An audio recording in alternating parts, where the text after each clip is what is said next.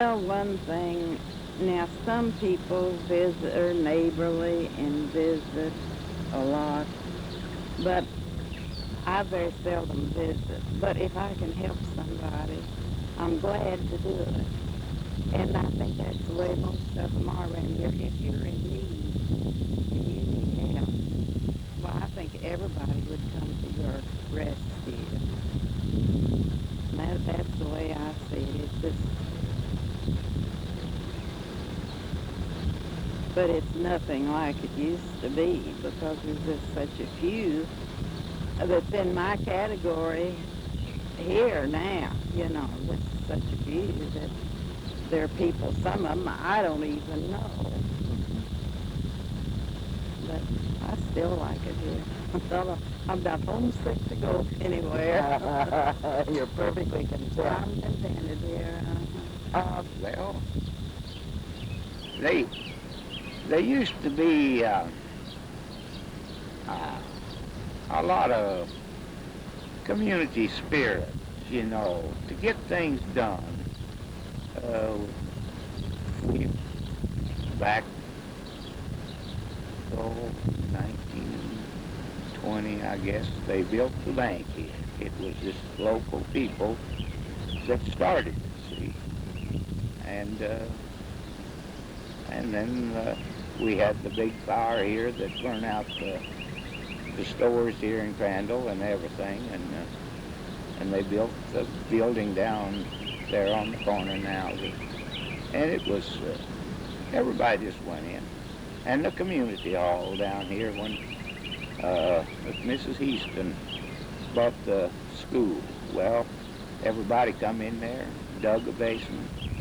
Not a penny did we have to spend only just to buy the cement and stuff like that. All the labor donated. 50 and 20 there helping. Do you see the same kind of community spirit today? Not really, no. So that's been another one of the changes That's right. over time. Yeah. And it's, as I said earlier, they would be 15 or 20 men a sitting around the store, a loafing. Well, you don't see that anymore. You just don't see it at all. And people don't visit like they used to. That's one of the big changes of in the community. Things like that. Do you miss that? I've gone with the crowd, so like I say, I'd rather be hung in Crandall and die a natural death anywhere else.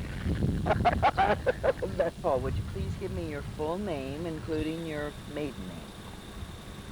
Well, it's Louis Elnora Harrell, Okay. And your address? Crandall, Indiana. How long have you lived in Crandall? 3 years.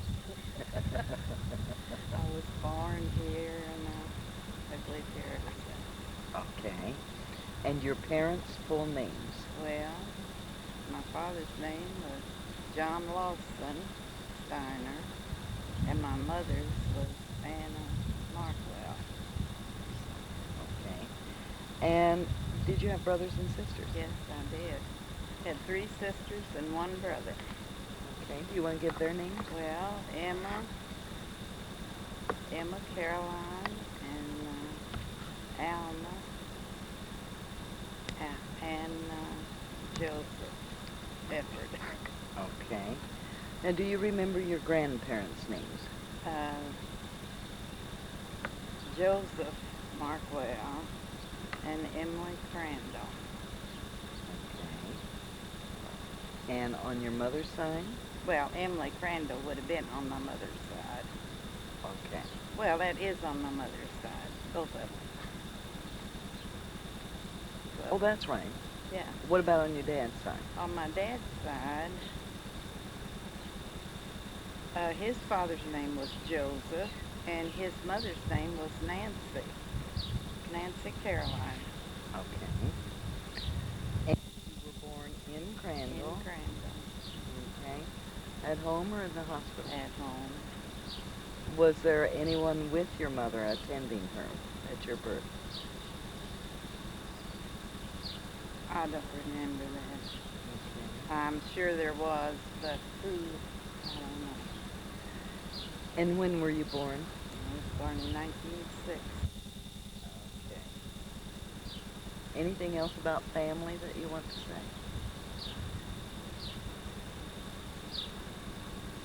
Well, that's about all about my family, I guess. Okay, then we'll get right down to work. And I want to ask you questions about your life. And I'm going to focus at the beginning on schooling. Okay? For example, where did you go to grade school? Well, I went to grade school right down the street here to a little one-room school. Then in a few years they had a two-room school. And I went there until we graduated from 8th grade, and then I went to New Salisbury High School. Okay. And Do you remember who your teachers were in? my first teacher was Sammy Davis.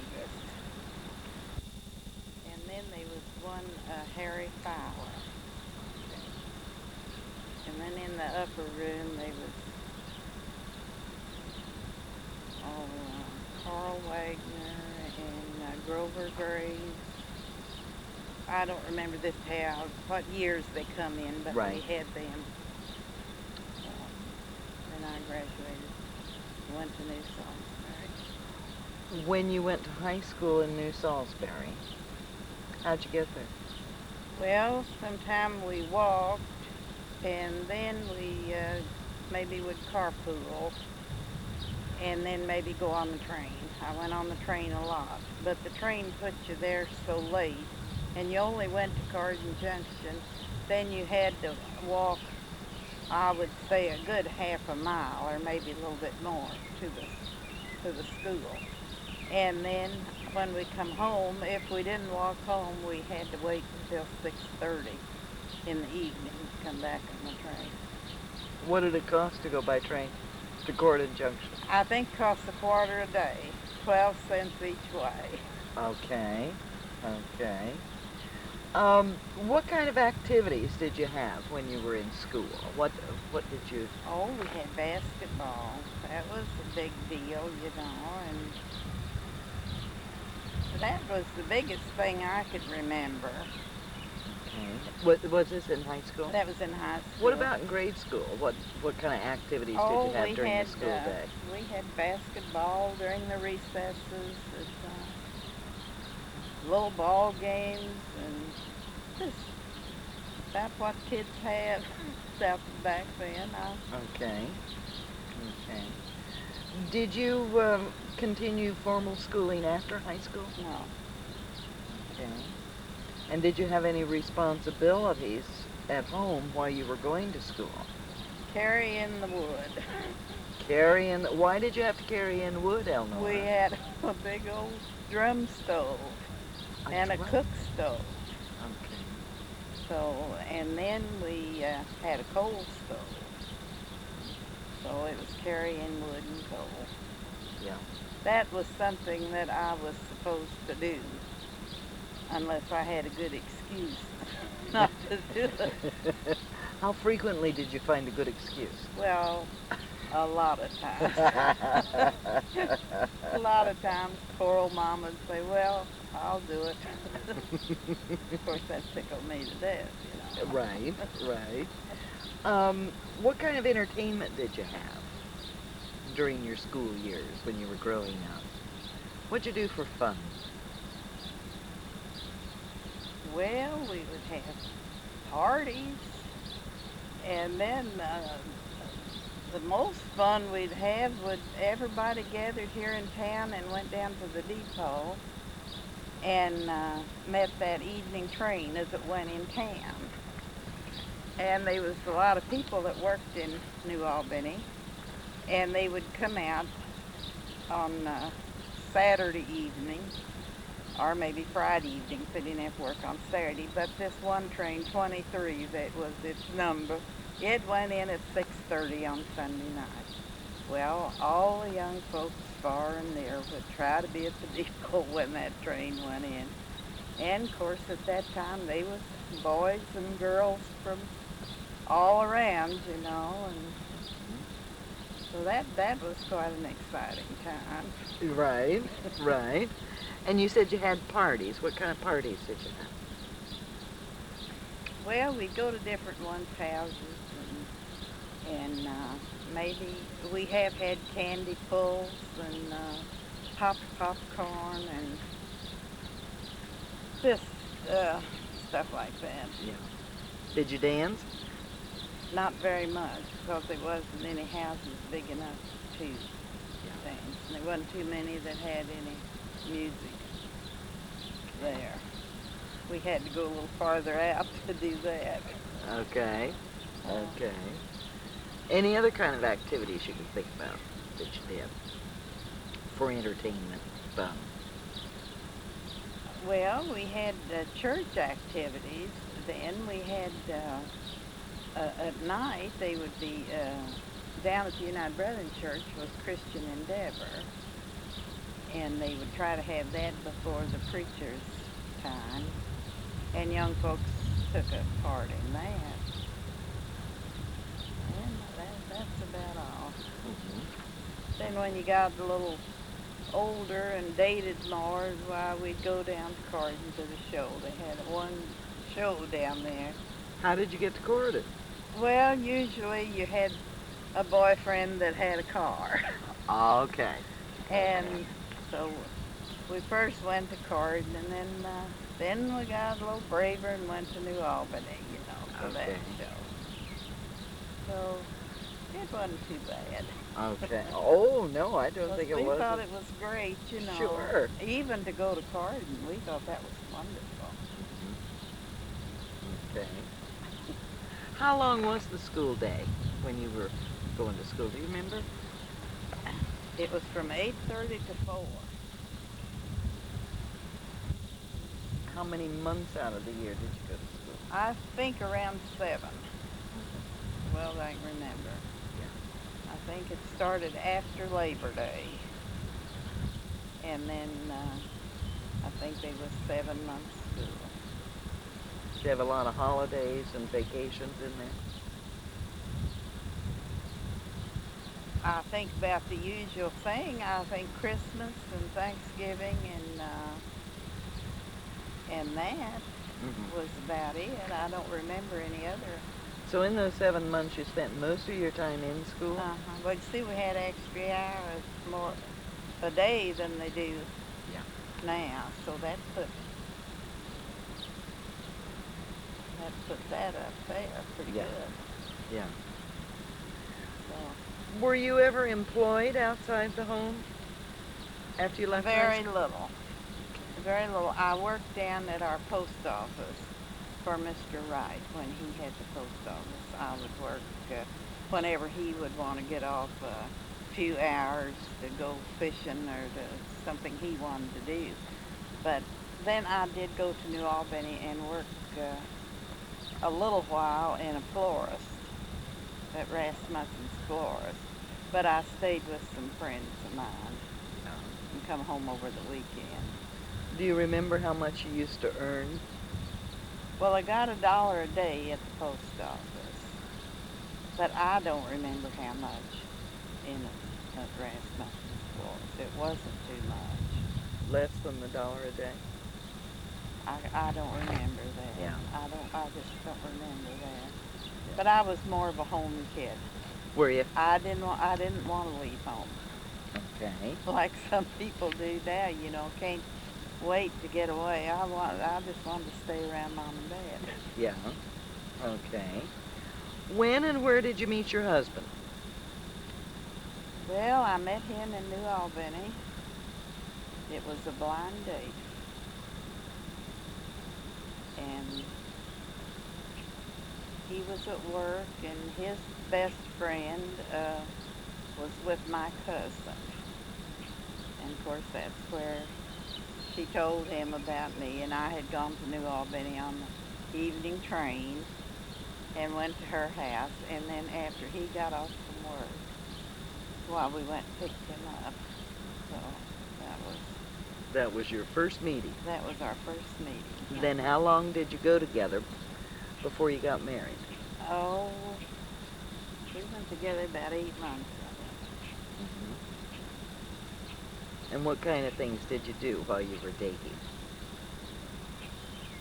Well, one thing we did right at first, we went to Indianapolis, the Speedway,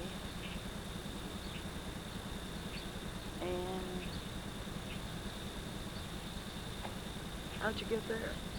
this friend of his had a car, Oh, so we drove up there, and I had a sister that lived in Indianapolis, so he took his girl, and of course I took Ed.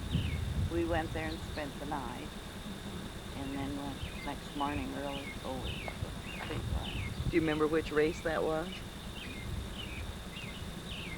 It was in 1929, because we were married in November in 1929, so in May. The May before. Uh-huh. Okay.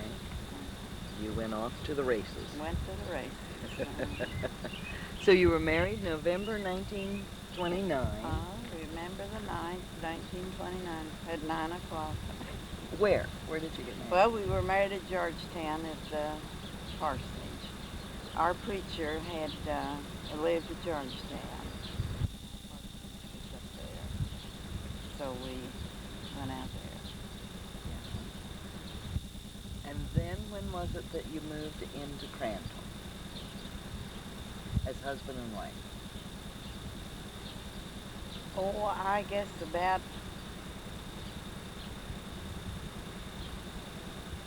let's see, we were married in November, and we lived with his dad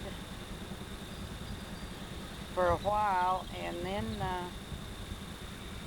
I guess it was about 1930, a year or so after that, because I was pregnant when we come back to Crandall, and we thought we had a house rented out here, but they sold the house before we moved into it, and Dad said, well, if you wanted this, move in with us, come on.